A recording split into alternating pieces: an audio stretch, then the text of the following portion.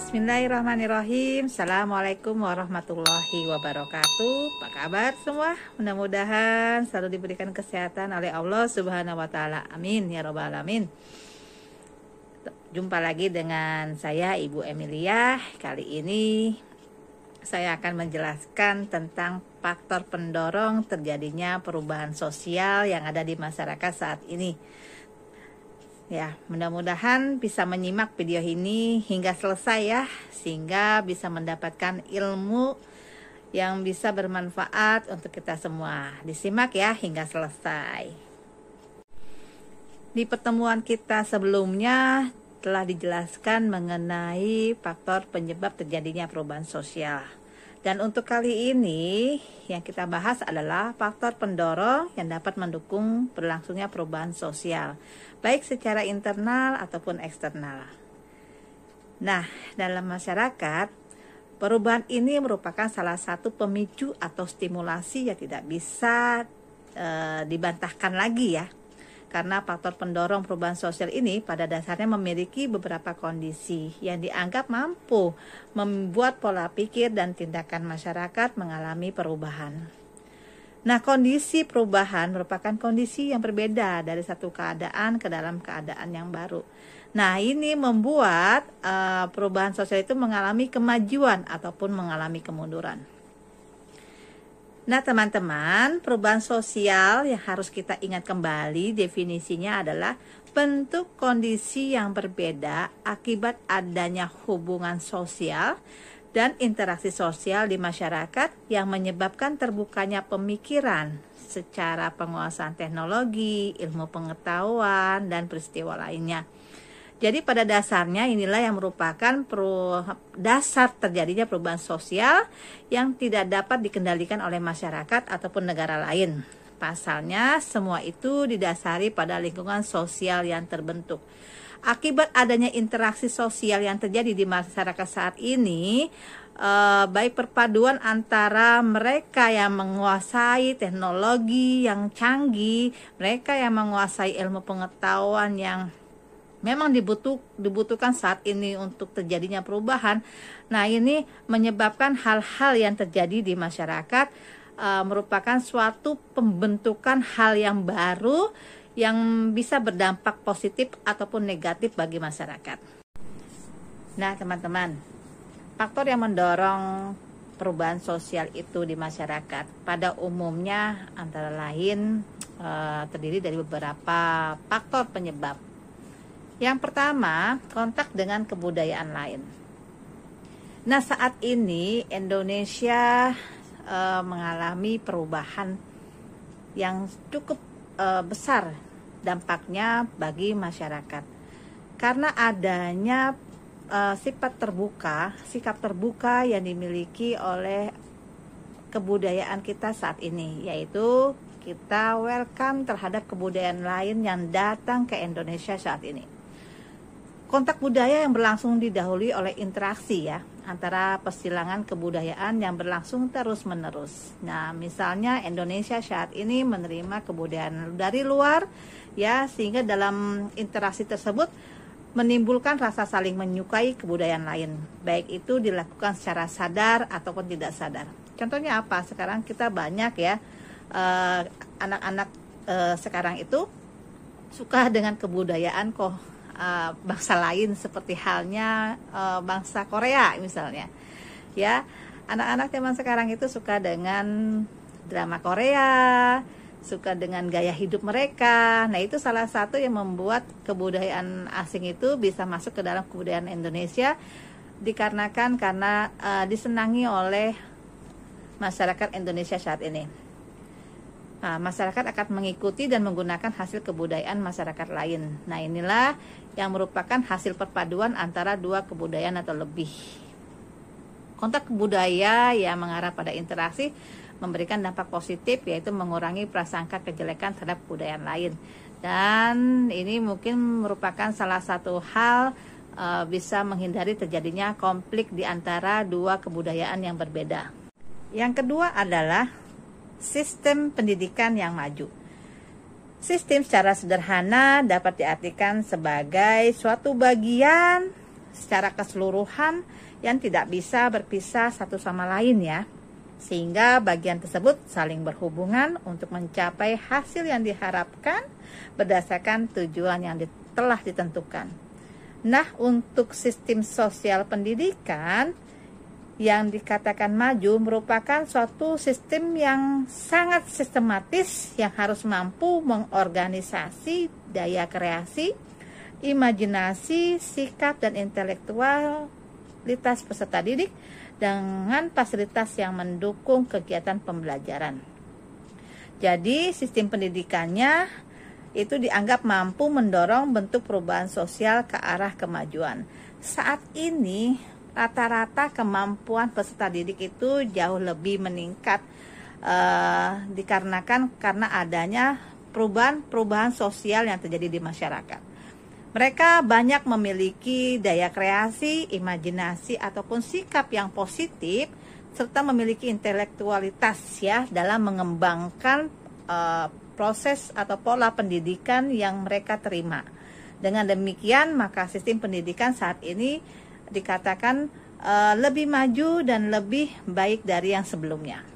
Lalu yang ketiga yaitu sikap menghargai hasil karya. Nah, ini biasanya terjadi di masyarakat adalah seperti halnya penghargaan Adikarya Pangan Nusantara, terus penghargaan Nobel yang memotivasi masyarakat untuk berusaha melakukan perubahan. Nah, penghargaan ini merupakan salah satu bentuk reward ya dalam memberikan semangat kepada masyarakat untuk terus berinovasi supaya lebih berkembang sehingga memberikan prestis tersendiri bagi masyarakat. Biasanya seorang yang telah melakukan suatu kegiatan dan berhasil dalam kegiatan tersebut diberikan penghargaan, maka dia akan lebih semangat untuk mengembangkan kembali, mengeluarkan ide dan kreativitas yang dimiliki agar mampu menciptakan hal-hal yang lebih baik dari yang sebelumnya. Yang keempat yaitu keinginan masyarakat untuk maju ya. Nah, faktor pendorong ini biasanya muncul dari dalam dirinya dia sendiri, yaitu faktor internal namanya. Dorongan dalam diri sendiri itu memperbaiki keadaan, ya, merupakan salah satu teori penyebab perubahan sosial. Ingat teori-teori sebelumnya. Keinginan untuk memperbaiki keadaan dapat dilakukan dengan melalui berbagai bidang biasanya yang dilakukan untuk bisa merubah hal-hal yang tadinya kurang menjadi baik, yaitu misalnya dalam bidang ekonomi, pendidikan, budaya, organisasi-organisasi sosial, dan lain-lainnya. Ketika masyarakat merasakan bahwa saat ini mereka belum bisa melakukan hal-hal atau mencapai tujuan yang ingin mereka capai, maka mereka secara bersama-sama berjuang melakukan suatu kegiatan dengan berbagai inspirasi dari setiap orangnya, maka mereka melakukan suatu perubahan untuk bisa menjadikan kehidupan masyarakat menjadi lebih maju lagi. 5. Sistem lapisan masyarakat terbuka. Nah, faktor ini menjadi faktor pendorong perubahan sosial karena sistem masyarakat yang terbuka mampu memberikan kesempatan kepada setiap orang untuk berkompeten untuk melakukan perubahan status sosial dan peran sosial dalam hidupnya. Ya, jadi pada sistem ini masyarakat diberikan kebebasan untuk mengeksplor kemampuan yang mereka miliki sehingga mereka akan lebih leluasa dalam mengembangkan kreativitas yang saat ini mungkin mereka dibutuhkan oleh masyarakat. Yang keenam yaitu penduduk yang heterogen. Penduduk yang heterogen dipersatukan oleh nilai sosial dan norma sosial loh ya. Ingat, karena tidak mungkin perbedaan itu akan menjadi satu jika tidak ada yang mengatur. Apa yang mengatur? Yaitu mengenai nilai sosial dan norma sosial yang mengatur segala sikap ataupun perilaku yang terjadi di masyarakat. Penduduk heterogen memiliki kesempatan lebih besar untuk melakukan kontak budaya dengan masyarakat lain. Kontak budaya ini dapat memberikan pengaruh sehingga mendorong proses perubahan sosial yang terjadi. Nah, selain itu juga jumlah penduduk heterogen sering mengalami konflik sosial sehingga mendorong perubahan sosial secara cepat. Ini biasanya seringkali kita temukan di dalam lingkungan masyarakat. Ya, contohnya lingkungan yang paling kecil yaitu RT ataupun RW.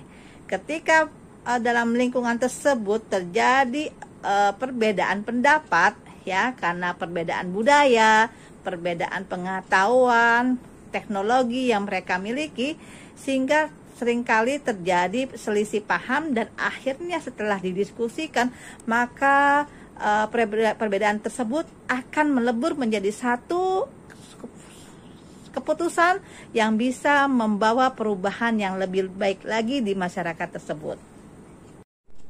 Yang ketujuh, ketidakpuasan masyarakat terhadap berbagai bidang kehidupan.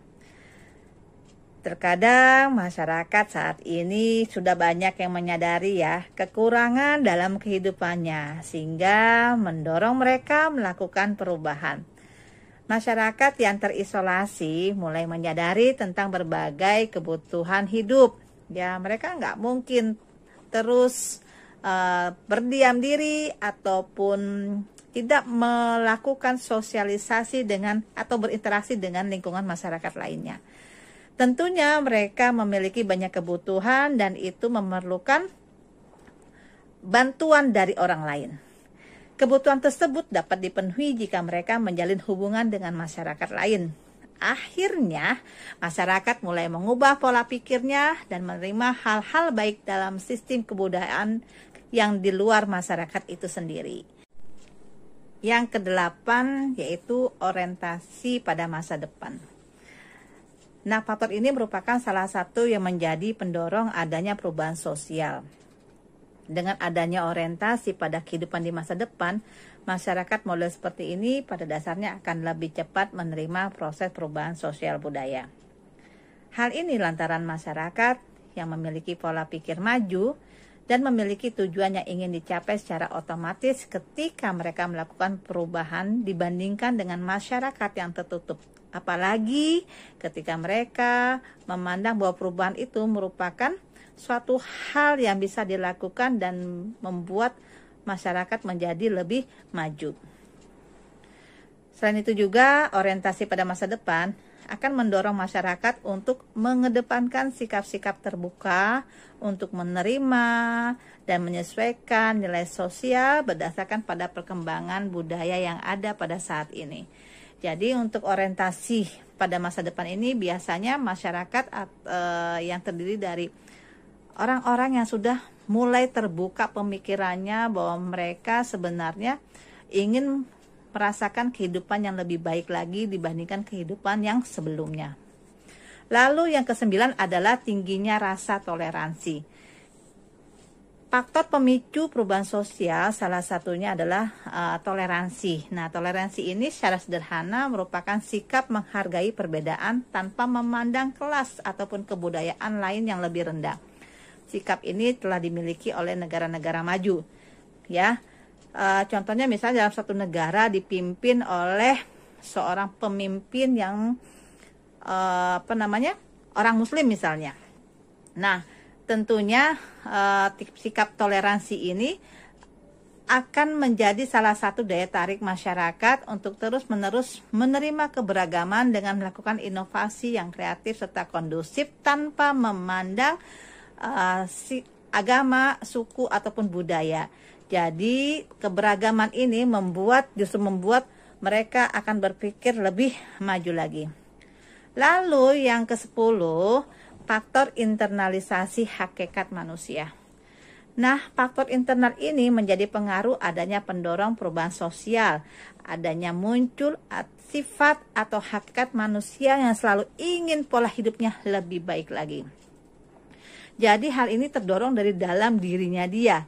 Dia merasakan bahwa perubahan itu harus terjadi pada dirinya agar dia bisa merasakan hal yang lebih baik.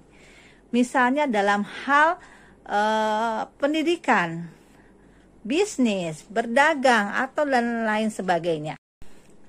Jadi, pada dasarnya semua faktor pendorong perubahan sosial itu tidak akan terwujud jika dalam satu masyarakat tidak memiliki sikap pantang menyerah. Hal ini didasari pada perubahan sosial yang dilakukan untuk mewujudkan kehidupan masyarakat yang lebih baik, lebih maju, ataupun modern. Tidak pernah lepas dari berbagai masalah yang muncul tentunya.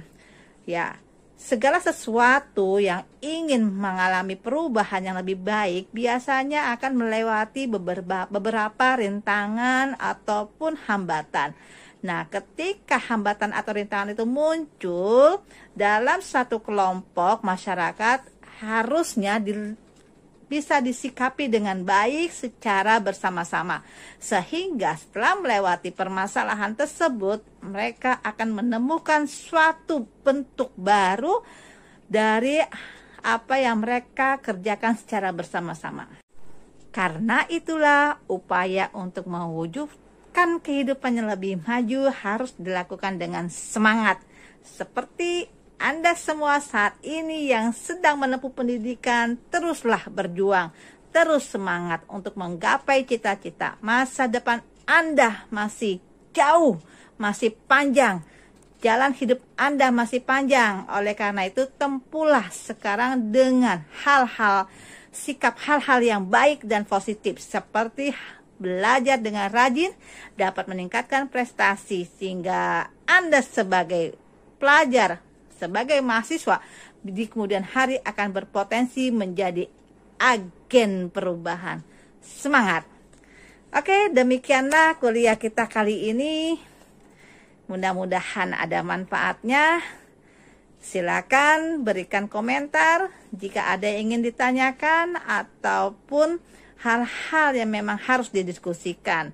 Jangan lupa jika suka berikan like dan subscribe-nya. Terima kasih. Ketemu lagi nanti dengan video saya berikutnya. Assalamualaikum warahmatullahi wabarakatuh.